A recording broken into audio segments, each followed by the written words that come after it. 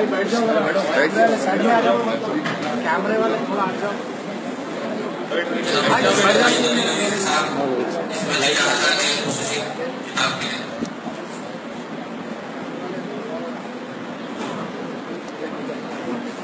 اعوذ باللہ من الشیطان الرجیم.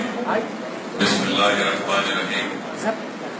السلام علیکم ورحمۃ اللہ وبرکاتہ. حضرت مولانا مفتی خلیل احمد صاحب قبلہ دامت برکاتہ, جناب ممتاز احمد خان صاحب رکن اسمبلی یاقوت پورہ, معزز علماء کرام, میرے مجلسی رفقا, عزیزان ملت, یہ اللہ کا بڑا فضل و کرم ہے کہ آج یہاں پر حضرت مفتی خلیل احمد صاحب قبلہ کے مبارک ہاتھوں سے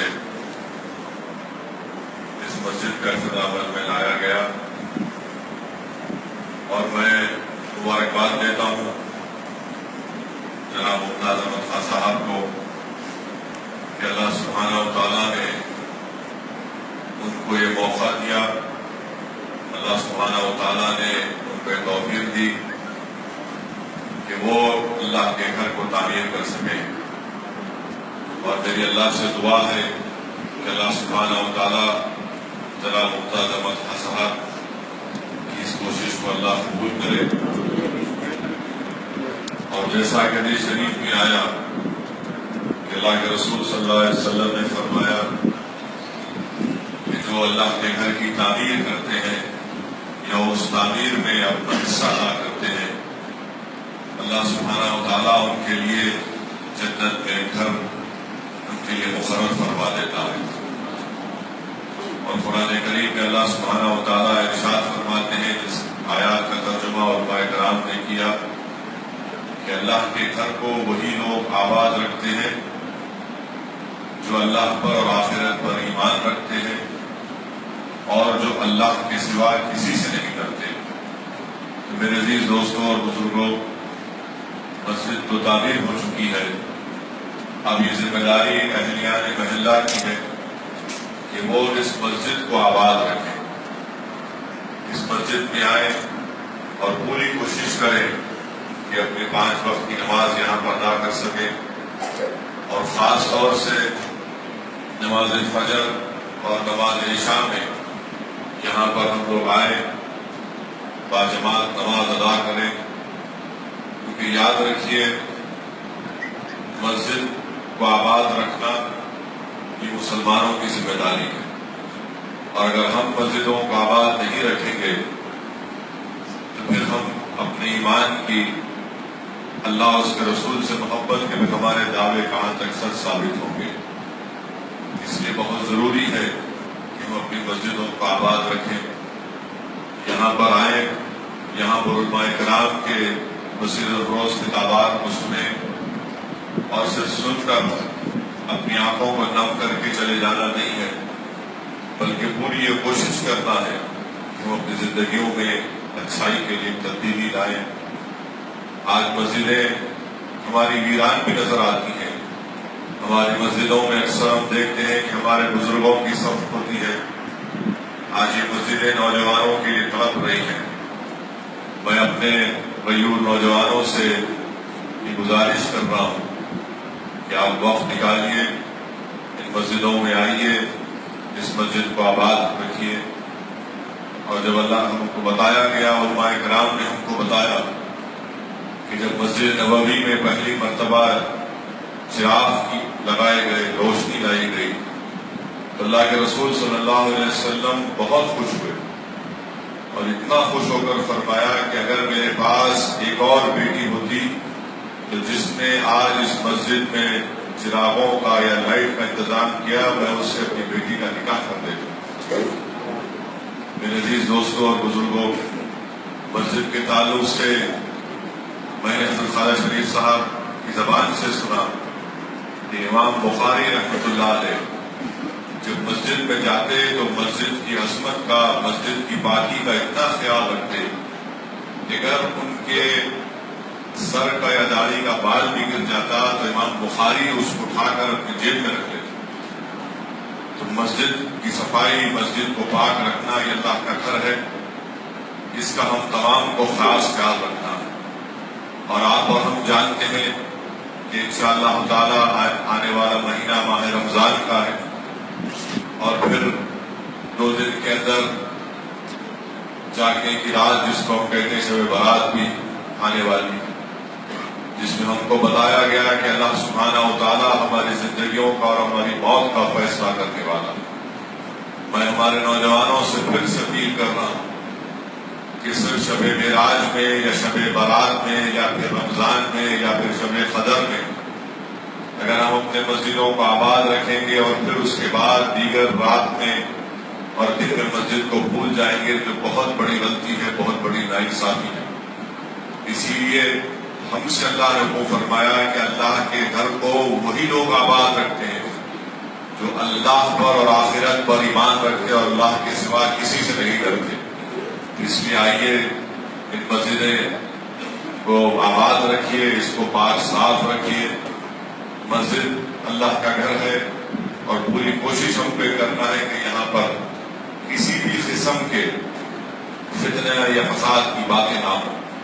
کیونکہ اکثر ہم شہر حیدرآباد میں بہت جگہوں مقامات پر دیکھتے ہیں کہ چھوٹی چھوٹی بات پر جھگڑا پیدا ہو جاتا ہے. تو اس لیے یہ ہماری ذمہ داری ہے. میں آپ سے یہ بھی اپیل کروں گا کہ ماہ رمضان آنے والا ہے، اس میں ہم کو اللہ ایک موقع دیتا ہے کہ ہم میں اور اللہ کے بندوں میں اور اللہ میں کے درمیان میں اللہ ایک موقع فراہم کرتا ہے کہ ہم اللہ کے اور قریب ہو جائے. یہ مہینہ ہم کو اللہ کی قربت عطا کرتا ہے ماہ رمضان. تو بہت ضروری ہے کہ ہم اس آنے والے ماہ رمضان کی قدر کریں، اس میں روزے رکھیں، نمازیں پڑھیں، تراویح میں آ کر مسجدوں کو آباد رکھیں، تہجد کی نماز پڑھیں. اور میں اپنے نوجوانوں سے ایک اور اپیل کر رہا ہوں کہ تہجد پڑھنے کی عادت ڈالیے. لوگ اکثر مجھ سے کہتے ہیں کہ تہجد پڑھنا بڑا مشکل ہے، تو کم سے کم ہفتے میں 2 دن پڑھیے، 1 دن پڑھیے.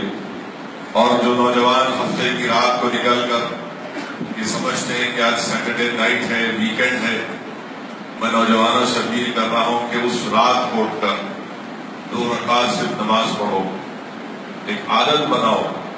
اور پھر آپ دیکھیں گے آپ کی زندگیوں میں کیسی تبدیلیاں پیدا ہوتی ہیں، کیسے کیسے پردے آپ کے سامنے سے ہٹ جاتے ہیں، مشکلات ختم ہو جاتی ہیں، آسانیاں پیدا ہوتی ہیں، غربت کے دور کا خاتمہ ہوتا ہے. تو یہی چیزیں اس کا خیال رکھنا ہے. میں ممتاز خان صاحب کو مبارکباد اس لیے بھی دیتا ہوں کہ انہوں نے اپنی مرحوم والدہ کے نام سے اور ان کی والدہ کی مغفرت کے لیے اس مسجد کو تعمیر کیا.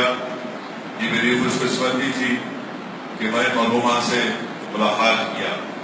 بلکہ میں آج یہ بات کہہ بھی سکتا ہوں کہ ممتاز خان صاحب اگر مجلس اتحاد المسلمین میں آئے تو اس میں ان کی والدہ کا ایک بہت بڑا فیصلہ تھا. اور میں ان سے کئی مرتبہ ملاقات کیا. بڑی نیک عورت، میں تو کہوں گا کہ نیک بلکہ ولیہ تھی. اور ممتاز خان صاحب یقیناً قابل مبارکباد ہیں کہ انہوں نے اپنی مرحوم والدہ کے نام سے اس مسجد کو تعمیر کرایا. اور ہم سب کو یہ کوشش کرنا ہے کہ جس کے پاس اللہ نے دولت دی، اللہ نے ان کو مقام دیا، یہی کام ہم کو کرنا ہے. اگر ہمارے ماں باپ زندہ ہیں ان کی خدمت کرنا ہے، اور اگر ہمارے ماں باپ زندہ نہیں ہیں تو ہم نیکیاں کرنا. اور جب نیکیاں کریں گے تو ہماری ان نیکیوں کا ثواب، ان کا فائدہ ہمارے ماں باپ کو پہنچتا ہے. وہ دنیا میں نہیں بھی ہیں تو ان کو ہماری نیکیوں کا فائدہ پہنچتا ہے. اس لیے بہت ضروری ہے میرے عزیز دوستوں اور بزرگوں، اللہ نے جو دولت دی، جو مقام دیا، ایک مقصد کے تحت دیا اور اس کا صحیح استعمال کرنا چاہیے. میں پھر سے مبارکباد دیتا ہوں اور خاص طور سے جنہوں نے تعمیر کرایا اس مسجد کو ان کو مبارکباد دیتا ہوں. اور میں اللہ سے دعا کرتا ہوں کہ اللہ سبحانہ و تعالی ہم سب کو بشمول مجھے توفیق دے کہ کہ وہ اپنی نمازیں مسجدوں میں آباد رکھیں، ہم اپنی مسجدوں کو آباد رکھیں، اور ہماری مسجدیں جب آباد رہیں گی تو یقیناً ہماری جو لڑائی جدوجہد ہے بابری مسجد کی بازیابی کی، ہماری زندگی کا مقصد ہے کہ ہم دوبارہ مسجد اقصیٰ کو حاصل کر سکیں۔ میرے بھائی، ہم اپنے مسجدوں کو پہلے آباد رکھیں، اس میں آئیں، اپنی زندگی کے امور کے یہاں پر فیصلے کریں، علماء کرام سے دین کو سیکھیں، اور دین کو سیکھنے کا بہترین طریقہ یہ ہے کہ علماء کرام کے قدموں کے پاس بیٹھ کر دین سیکھیں، دین سمجھیں، اور نوجوانوں سے کہہ رہا ہوں کہ شرمانے کی ضرورت نہیں ہے، دین کے بارے میں آپ ہر سوال کر سکتے ہیں، دین کے بارے میں سمجھ میں نہیں آیا تو علماء سے رجوع ہوئیے، آئیے مسجدوں کو آباد رکھیے۔